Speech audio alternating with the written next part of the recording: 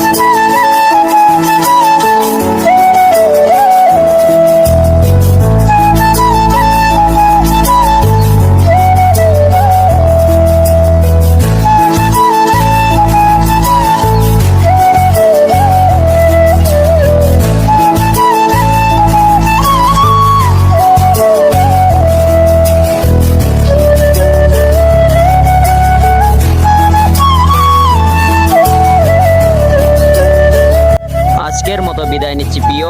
ভিডিওটি ভালো লাগলে চ্যানেলটি সাবস্ক্রাইব করে দিও। নেক্সট পার্টের জন্য কমেন্ট করুন।